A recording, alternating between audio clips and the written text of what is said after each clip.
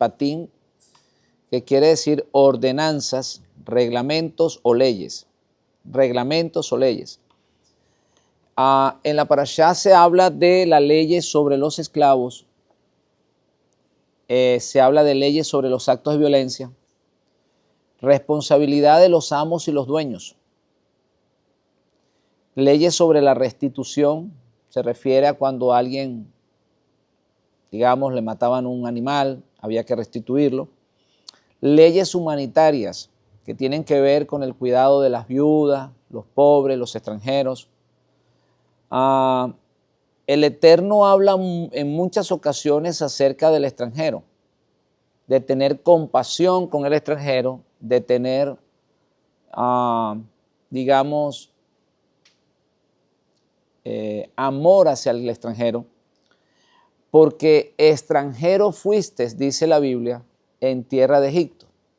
O sea, Él nos está enseñando que no podemos tratar a alguien de una manera distinta cuando nosotros mismos fuimos extranjeros.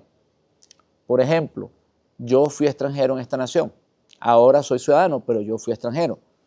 Entonces, ¿cuál es nuestro deber? Tratar a las personas extranjeras en este país de la misma manera como yo hubiese querido que me trataran a mí, con misericordia, con amor. No podemos, ¿verdad?, tratar a las personas como que si todos fuesen delincuentes, porque hay personas que vienen a este país en busca de una mejoría económica o porque sencillamente su país está, digamos, en crisis. Cuando los hijos de Israel fueron a Egipto, fueron porque había hambre en la tierra. O sea, era el pueblo de la promesa, pero fíjense que una situación que sucedió en el mundo, había hambre en toda la tierra, y también dice la Biblia que había hambre en Canaán. Entonces ellos bajaron a Egipto en busca de alimento. Esa es la razón por la cual Dios nos enseña de que debemos de ser, digamos, misericordiosos con el extranjero, amables con el extranjero. ¿Por qué?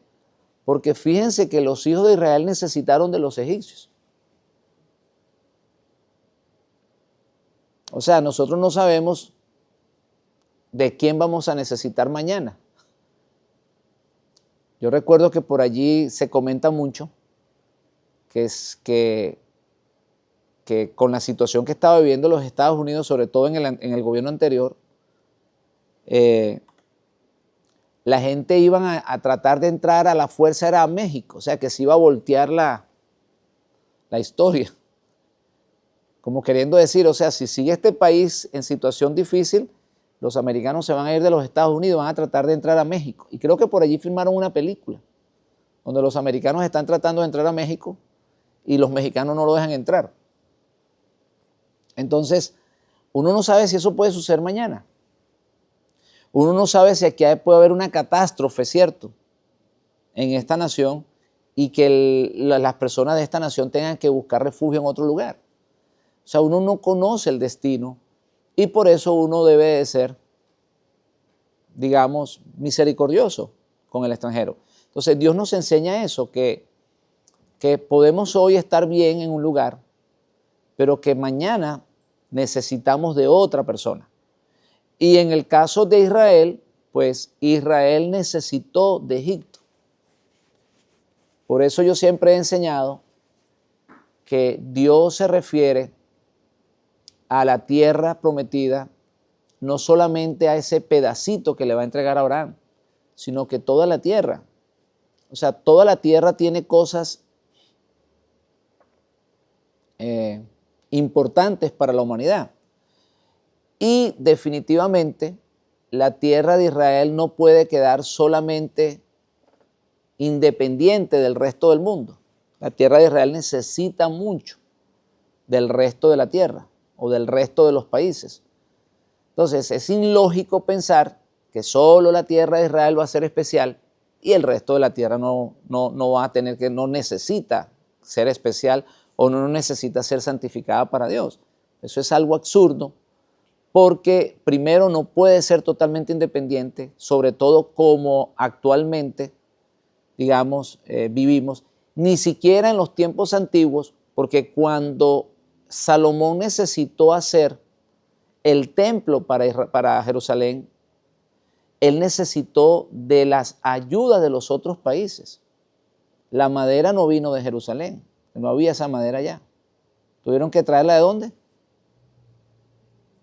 Del Líbano.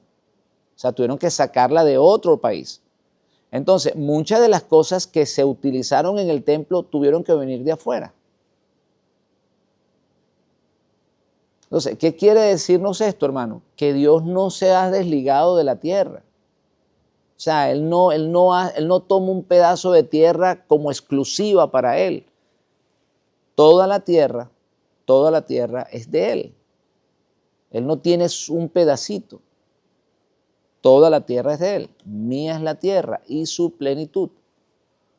Entonces, aprendemos eso, que tenemos que ser misericordiosos con los extranjeros porque no sabemos si mañana vamos a necesitar de ellos.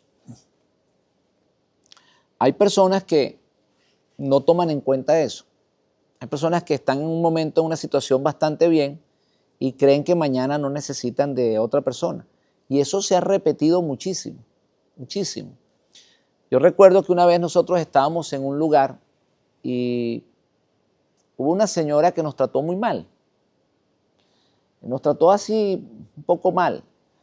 Entonces nosotros nos vinimos de la casa de la señora y en el camino hubo un derrumbe. Fue una experiencia que yo tuve en Venezuela. ¿Y dónde ustedes creen? O sea, esa señora prácticamente no nos quiso como recibir en la casa. Y en ese derrumbe se destruyó la carretera, muchos carros quedaron destruidos. ¿Y dónde creen ustedes que esa señora pasó ese momento duro? En mi carro. O sea, uno no sabe. Fíjese que fue una tremenda casualidad. Habían miles y miles de carros y esa señora venía con otra familia y el carro se le destruyó, no sé qué fue lo que pasó. Y ella corriendo desesperada llegó y pasó por donde estábamos nosotros y se dio cuenta que éramos nosotros. Y se quedó con nosotros en el carro. Si entendemos entonces por qué no podemos ser indiferentes con las otras personas, que tú no sabes en qué momento lo puedes necesitar. Por eso la palabra del Eterno dice que hay que buscar la paz con todos. Uno no sabe en qué momento la necesita. Entonces, habla de eso, de esas leyes que hay que tener con el extranjero. Hay algo interesante y es que la primera ley de la que habla la parashá de esta semana, recordemos que la semana pasada Israel recibe, ¿qué cosa? Recibe la Torá, recibe los mandamientos. Inmediatamente que ellos reciben los mandamientos, hermanos míos, ellos son constituidos una nación, como expliqué la semana pasada, con la constitución dada por parte de Hashem. Así que ahora iban a establecer las leyes que ellos consideraban importantes. La primera ley, hermanos míos, que ellos, la primera ley que ellos tratan es la ley de los esclavos.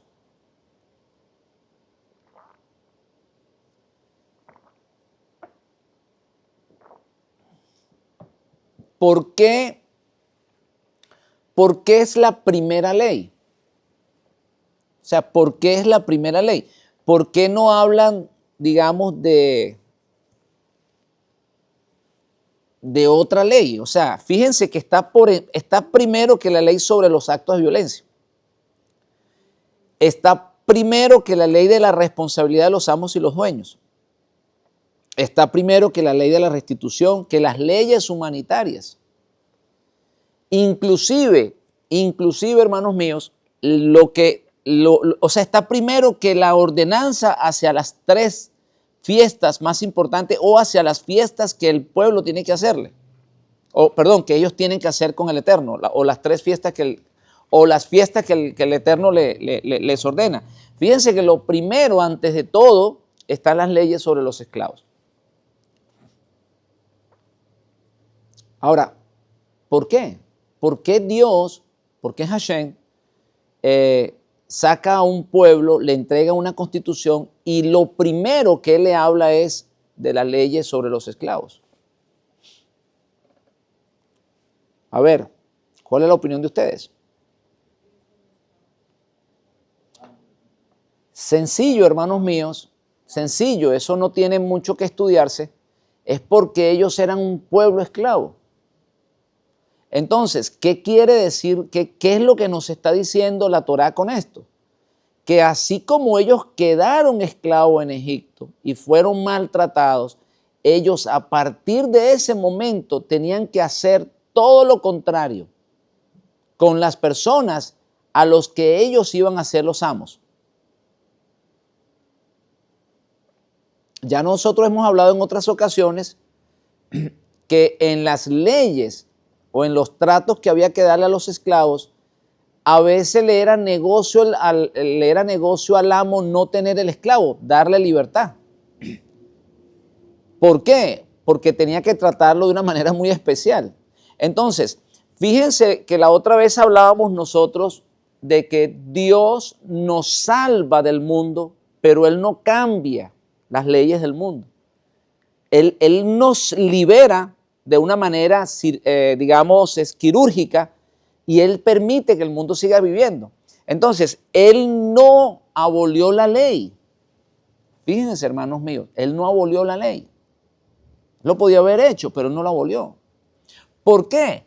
Porque precisamente Israel se iba a envolver en un mundo donde se practicaba la esclavitud. Entonces, Él no la elimina, pero sí establece ciertas cantidades de leyes que prácticamente es como que si la estuviera aboliendo. O sea, ya el trato hacia el esclavo era un trato distinto,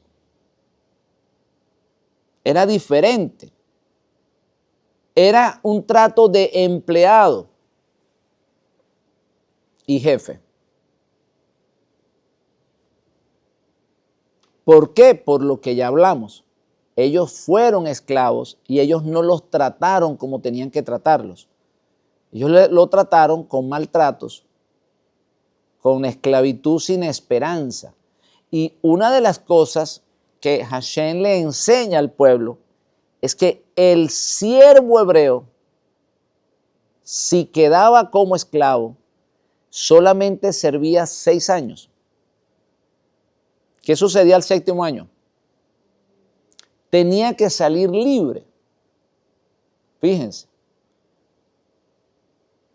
6 años trabajaba y el 7º año tenía que salir libre, enseñándonos una gran profecía. 6 años son los 6,000 años que estaremos bajo el gobierno de los hombres, donde la tierra está esclavizada en ese gobierno. La tierra está esclavizada. ¿O ustedes qué creen? ¿Los hombres hacen descansar la tierra? No la hacen descansar. Fíjense que hay personas que dicen, mi Shabbat es el domingo. Ellos dicen eso porque van a la iglesia el domingo, pero ese día trabajan y ese día ponen a trabajar a los empleados. O sea que eso no tiene nada que ver con el Shabbat de la Biblia. El Shabbat de la Biblia es un Shabbat para descansar. Es un Shabbat para que tú no trabajes. Hay gente que dice, no, mi Shabbat es el domingo. Pero eso no es cierto. El domingo ellos trabajan. Muchos trabajan. La ley sobre los esclavos, lo primero que encontramos es eso, que el esclavo debe de trabajar solamente 6 años, sobre todo el esclavo judío, o el esclavo hebreo, perdón. Al 7º año sale libre, mostrándonos la profecía de ¿qué? De que la tierra estará por 6,000 años bajo la esclavitud del hombre y que el 7º año, así como el esclavo hebreo sale libre, la tierra debe de ser liberada de ese yugo de opresión que tiene a la que está sometida. ¿Por qué? Porque la han sometido a la esclavitud.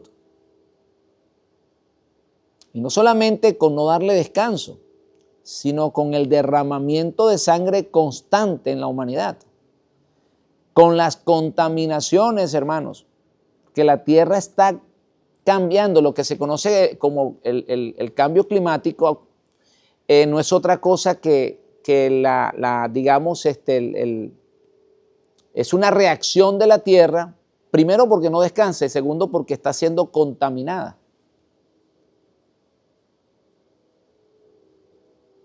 Con digamos, con el monóxido de carbono, con las fábricas sin filtros, con las quemas de los bosques, con la tala de los bosques, en fin, con la contaminación del mar. O sea, hay una cantidad de cosas, contaminan los ríos, están secando los ríos, entonces la tierra está sufriendo cambios por eso. Entonces, la tierra tiene esperanza, hermanos. La tierra tiene esperanza. ¿Por qué la tierra tiene esperanza? Porque de la tierra fue tomado el hombre. Y el hombre está ligado directamente a la tierra. Y si la persona va a salir libre al 7º año, la tierra también será liberada. Finalmente habla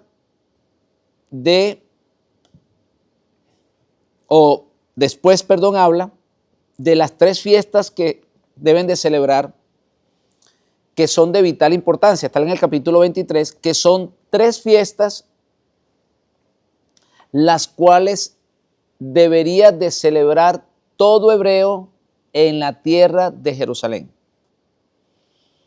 Dentro de las 7 fiestas, habían 3 fiestas obligatorias que no se podían celebrar en ningún otro lugar. Y por lo tanto, nosotros vamos a encontrar los peregrinajes que hacen los hebreos durante esas fiestas. Hay un pasaje, creo que en Lucas, donde habla de que los padres del maestro, de Yeshua, cuando era niño, habían caminado una cierta cantidad, digamos, creo que habían caminado 2 días, si no me equivoco, y que se dieron cuenta que el niño no estaba con ellos. Entonces, ¿por qué sucedió eso? Porque ellos estaban en una de esas fiestas que era obligatorio que las personas caminaran hacia Jerusalén para celebrar las fiestas allí. ¿Cuántos días estuvo perdido el niño? Después de 2 días, creo que, de haber caminado, creo que dice la Biblia así, ¿no? O sea, durante ese tiempo era el tiempo que ellos estaban retornando. Y recordemos, hermanos, que ellos no tenían carros, no eran tan largas las distancias, pero como había que caminar y caminar por ciertas partes donde no es fácil caminar, por eso se tardaban mucho. Dentro de esas caravanas o dentro de esos viajes hacían ciertas pausas también, se separaban, descansaban, comían, y por eso el viaje se hacía largo. No es que fuera tan lejos la distancia entre el lugar donde vivía, entre Nazaret y Jerusalén, en este caso donde vivía el maestro, pero debido a todo lo que acabo de explicar, por eso se tardaban tantos. Pero ahí vemos nosotros, digamos, un ejemplo de lo que tenía que hacer cada israelita. Aparte de las fiestas, ¿por qué otra razón tenía que ir el israelita al templo? ¿A qué tenía que ir? Que era obligatorio. ¿Durante qué? Para presentar los primogénitos. Cuando se iba a presentar los primogénitos, había que ir obligatoriamente, había que ir al templo y presentárselo al Eterno. Recordemos eso, todo primogénito debería de ser ¿qué? Presentado en el templo. También vemos que eso sucedió con el maestro. Él tuvo que ir al templo a ser presentado. O sea, habían ciertas regulaciones, ciertas leyes que solamente se tenían que hacer o que se podían hacer en el templo. Ahora las personas no lo hacen. ¿Por qué no lo hacen? ¿Por qué el pueblo judío no hace nada de eso ahora? Porque sencillamente no hay templo. Por eso es el anhelo tan grande de ellos de tener un templo. Porque como ellos dicen, tenemos que presentar nuestros hijos en el templo, tenemos que asistir a 3 fiestas obligatorias en el templo. No tenemos templo, no lo podemos hacer. Entonces fíjense lo que le pasa al pueblo judío. El pueblo judío ve que los católicos cuando quieren van a Roma. Pues el que tenga dinero va a Roma. ¿Cierto? Un católico llega y si tiene dinero, pues él puede ir a ver al Papa y hablar. Y va a Roma, inclusive creo que puede entrar en el Vaticano. Y no hay nada que se lo impida. Lo mismo sucede con los digamos, musulmanes. Ellos, de hecho, creo que hay una ley dentro de la religión musulmana que creo que tienen que visitar por lo menos una vez en su vida la Meca. Eso es obligatorio. Si tú no haces eso, no puedes ser bautizado o no puedes ser musulmán. Entonces tú tienes que agarrar y sacar dinero donde quiera para ir allá. Pero el pueblo judío en este momento pues no puede hacer eso.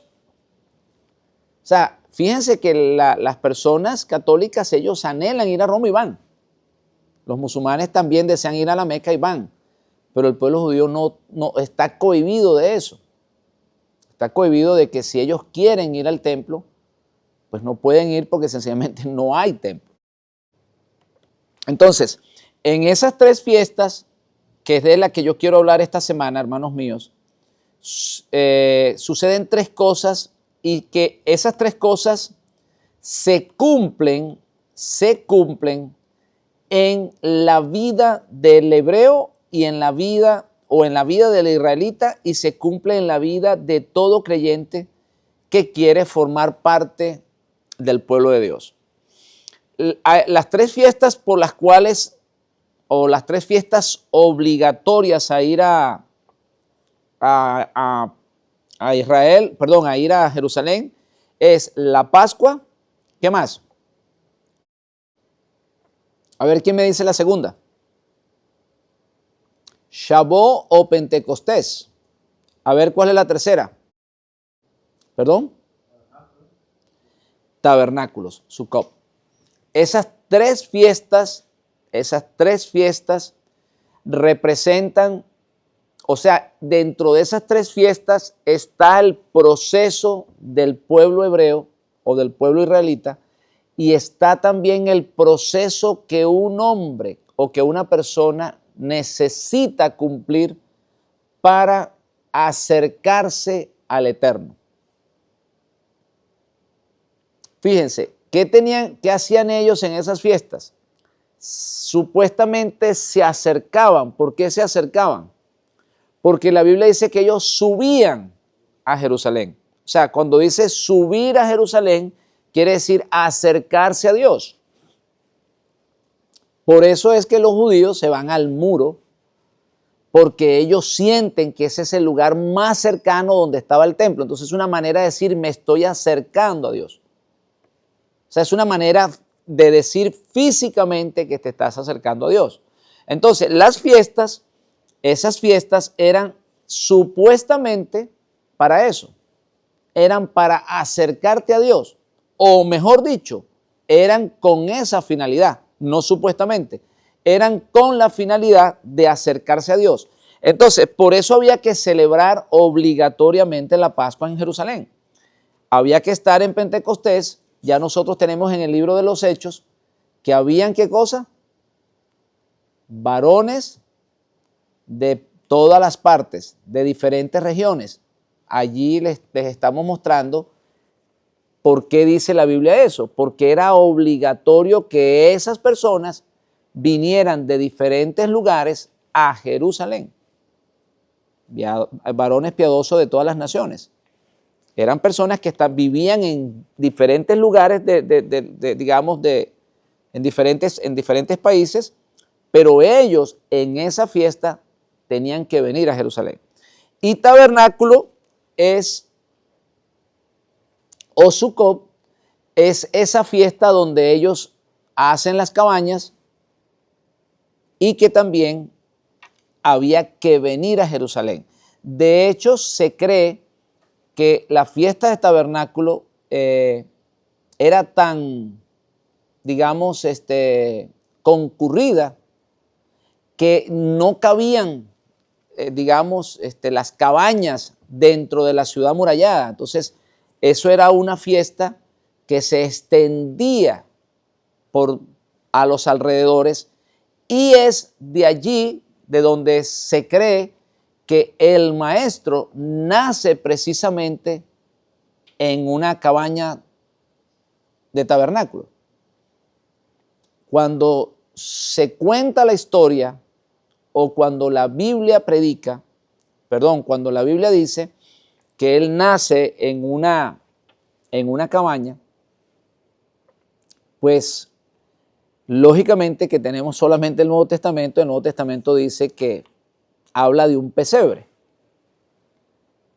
Y esa es la manera como lo ha entendido el mundo religioso, y así no hay otra manera de, digamos, de refutar eso, porque no tenemos escritos que digan qué fue.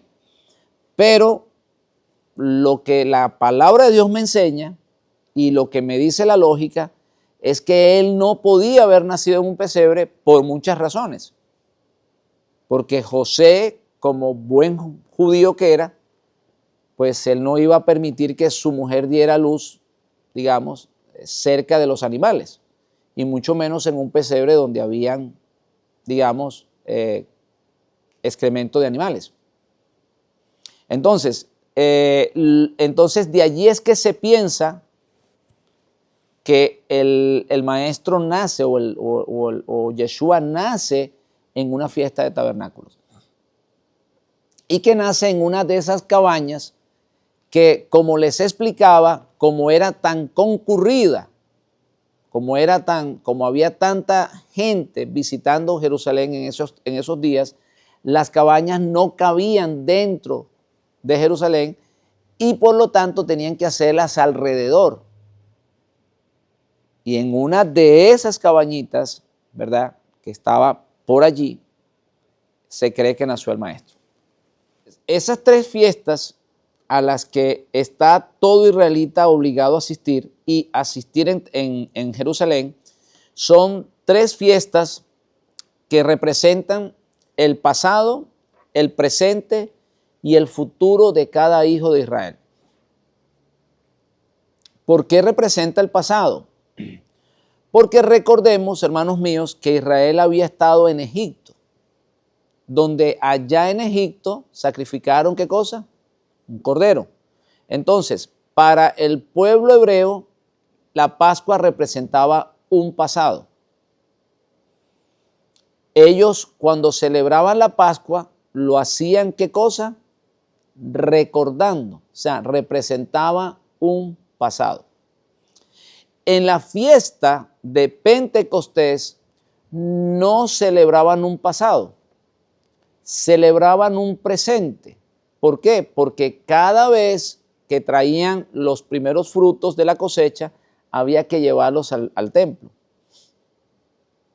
Entonces, esa fiesta de Pentecostés básicamente celebraba el presente. O sea, representaba el presente. Y la fiesta de tabernáculos, que ellos recordaban, fíjense, ellos recordaban el momento que estuvieron viviendo en las cabañas en el desierto.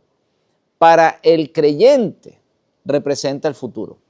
Entonces, para Israel representa ordenanzas que recibieron en el pasado. El pasado para ellos es el sacrificio del cordero. Ellos tenían que entregar, digamos, los frutos que se celebraba en en Pentecostés, pero fíjense que también en Pentecostés se había entregado, ¿qué cosa?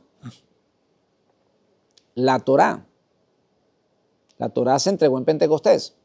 Entonces, por eso le digo que esas tres fiestas que el pueblo de Israel las celebraba como eventos del pasado, cada creyente, ¿verdad? Para cada creyente representa, o para cada hijo de Israel representa el pasado, el presente y el futuro.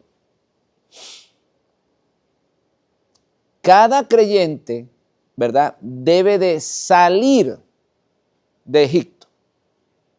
O sea, así como Israel salió de Egipto, cada creyente que busca acercarse a Dios, lo primero que tiene que salir es de Egipto. Por eso estamos explicando que con estas fiestas se trataba de acercarse o acercar el creyente o el israelita a acercarse a Dios.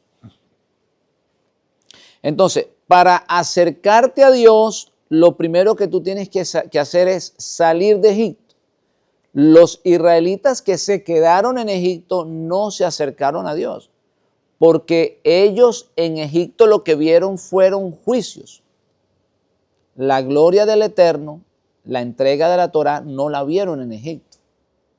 El maná que cayó del cielo no lo vieron en Egipto. La roca que se abrió para darle agua no la vieron en Egipto. En Egipto vieron ellos juicio. ¿O vieron otra cosa? ¿Qué vieron ellos en Egipto, hermanos míos? Juicio. Todo lo que sucedió en Egipto fue juicio. Entonces, Egipto para el israelita debe ser obra del pasado. O sea, debe ser algo por el cual ellos pasaron y ya no debe de existir en sus vidas. Los que se quedaron en Egipto, hermanos míos, no se pudieron acercar al Eterno. ¿Por qué? Porque no pudieron recibir, digamos, los mandamientos en el Sinaí y por lo tanto no pudieron pactar con Dios. Hemos dicho que para acercarse a Dios hay que pactar con Dios. Entonces, el que se quedó en Egipto sencillamente se alejó, se mantuvo alejado de Dios. Así que para el hijo de Israel, el Egipto debe ser un pasado. Pentecostés debe ser un presente constante. ¿Por qué? ¿Qué es lo que sucede en Pentecostés? En Pentecostés los discípulos, o el cumplimiento de Pentecostés, los discípulos son llenos del Rúa. Ellos fueron llenos del Espíritu, como dice la palabra, y por lo tanto ese debe ser el estado presente de cada uno de nosotros. Hay personas que logran salir de Egipto, pero no permiten que su corazón se llene del Rúa de Dios. Personas que se alejan de las religiones o se alejan del Egipto espiritual, pero su corazón no permiten que su corazón sea lleno de la presencia del Eterno. En otras palabras, no reciben el yugo del Espíritu. O sea, ellos quieren hacer las cosas a su manera. Quieren salir de Egipto, pero quieren hacer las cosas como lo hacía Coré, a su manera. O sea, no quieren ser yugos, no quieren ser llenos del Rúa. Entonces, el Pentecostés representa eso, representa la vida que debe de vivir el creyente mientras está esperando el futuro, mientras está esperando la fiesta de tabernáculos. Por eso les explicaba que en el creyente, o estas tres fiestas representan el pasado, el presente y el futuro del creyente, o del Hijo de Dios, o del Hijo de Israel. Debe de salir de Egipto, y eso debe ser un pasado. Debe de vivir constantemente bajo la llenura o con los mandamientos del Eterno grabados en su corazón. Eso representa el presente. Eso tú no lo puedes dejar para mañana. ¿O sí se puede? ¿Tú puedes dejar eso para mañana? Tú puedes decir, mañana me consagro, hoy no. ¿Lo puedes hacer? Sí, tú lo puedes decir, pero no lo puedes hacer. Porque tú no sabes si mañana amaneces sin respiración. Entonces, el presente para nosotros es ese, estar llenos constantemente del Rúa, viviendo, mire, yo le explicaba a mi esposa que nosotros, los hijos del Eterno, podemos vivir involucrados en las cosas del mundo, podemos trabajar, hacer dinero, vivir como viven las personas del mundo, pero nunca desconectarnos del destino que tenemos nosotros. Porque, hermanos míos, nos descuidamos y nos salimos del camino. Cuando tú comienzas a involucrarte demasiado en los placeres que te produce el mundo, y como nosotros ya conocemos, los hijos de Dios siempre tienen la bendición del Padre. Y les pasa lo que les pasó a Noé.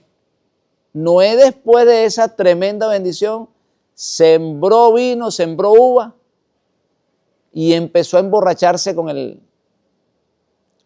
el fruto de la vid. Entonces, la mayoría de los hijos de Dios, o muchos de ellos, pasan por ese problema, que son bendecidos y se llenan, se embriagan con la bendición. Y pierden, hermanos, pierden el norte. Nosotros tenemos que tener mucho cuidado. Por eso para nosotros es tan difícil la vida. Porque tenemos que trabajar, no podemos dejar de trabajar. Necesitamos el dinero, tenemos que hacerlo. Pero a su vez tenemos que siempre vivir una vida íntegra. ¿Por qué? Porque tenemos un futuro. ¿Cuál es el futuro? Tabernáculo.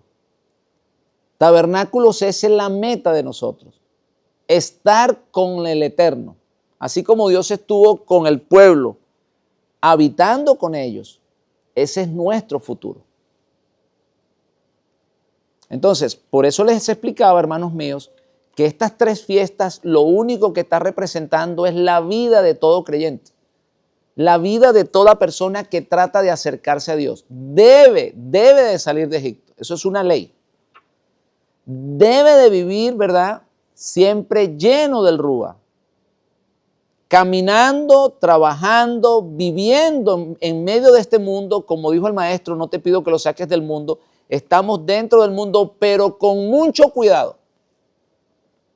No haciendo lo que hacen las personas del mundo. Porque si nosotros hacemos lo que hacen ellos, ¿cuál es la diferencia entre ellos y nosotros? Que conocemos Torah, tenemos más responsabilidad los que conocemos Torah. Y recordemos, hermanos, que el juicio comienza por casa. Entonces, nosotros los hijos del Eterno tenemos que tener mucho cuidado con eso. Nuestra vida, hermano, nosotros no tenemos por qué envidiarle la vida a nadie. A nadie. No importa que tengan dinero, que tengan millones, que usen reloj de $1.000.000, que se compren una troca de $150,000. No envidies eso, porque acuérdate que eso es lo único que ellos tienen. Y de la manera que lo están logrando, solo ellos y Dios saben cómo lo hacen. Así que tú nada más concéntrate en lo que Dios te va a entregar a ti y cómo tú debes de guardar tu salvación. A los creyentes les pasa mucho eso, hermanos míos. Fíjense que pasa tanto que hay un salmo que habla de eso. Si no el salmista no hablara de eso. Nosotros somos muy dados, hermanos. ¿Cuál es el mandamiento según la Torá o según los sabios de la Torá, que es como incumplir los 10 mandamientos? ¿Cuál es? Codicia. Dicen que la codicia lo dejaron en el número 10 porque es prácticamente como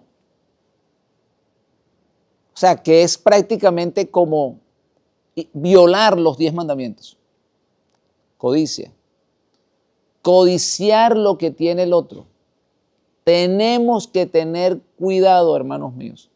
Es tan fácil codiciar lo que tiene el otro que no nos damos cuenta y estamos nosotros en grandes pecados.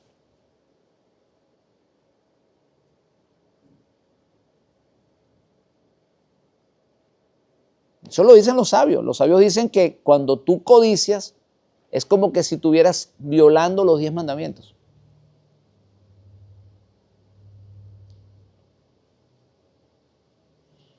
Miren que la codicia de David, ¿a dónde lo llevó? ¿A dónde lo llevó? A ver, ¿a dónde lo llevó?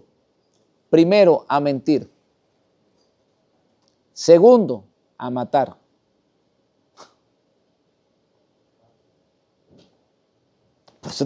Por eso les estoy explicando eso, mis hermanos. Necesitamos tener cuidado, mucho cuidado, hermanos míos, con codiciar lo que tiene el impío. Recuerden, ellos y Dios, solamente ellos y Dios saben cómo lo lograron. Nosotros no sabemos cómo lo están haciendo.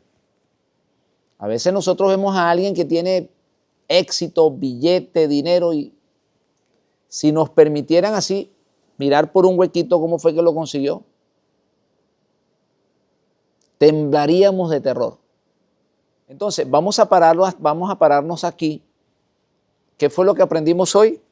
Que las 3 fiestas obligatorias que habían que celebrarlas en Jerusalén eran una profecía de los 3 estados que el creyente tiene que pasar o tiene que tener para acercarse al Eterno. Así como ellos subían a Jerusalén para acercarse a Hashem, nosotros tenemos que pasar por esos 3 estados, o debemos de vivir esas 3 fiestas personalmente nosotros, para estar cerca de Hashem. Salir de Egipto, dejar el sistema religioso, ser lleno del Rúa y recibir los mandamientos en nuestro corazón, porque así sucedió en Pentecostés, recibieron la ley. Y tener la esperanza, vivir, hermanos, recordando que la morada que tenemos aquí es temporal, que estamos esperando. ¿Saben cómo lo dice el apóstol Pablo? Porque si esta morada terrestre se deshace, tenemos la esperanza de una morada celestial. O sea, recordar, hermanos, que esta morada, o sea, esa fiesta de los tabernáculos, donde tú vivías en una cabaña hecha de pajita, que cualquier cosa la destruía, o que podía estar verde hoy, mañana se secaba, representaba, ¿sabes qué, hermanos míos? Este cuerpo que hoy tenemos, pero que cuando cerramos los ojos y lo volvemos a abrir, ya somos ancianos y ya no lo tenemos. Eso es lo que representa vivir en una cabaña. La cabaña representa este cuerpo, hermanos míos. Y nosotros tenemos que recordar eso, que lo que tenemos ahorita, con eso no podemos vivir eternamente. Que eso en cualquier momento se enferma o en cualquier momento nuestra alma tiene que soltar este cuerpo. Pero si vivimos en el Pentecostés constante, tendremos la esperanza ¿de qué? De que aunque se deseche esta mi carne, yo veré a mi Redentor.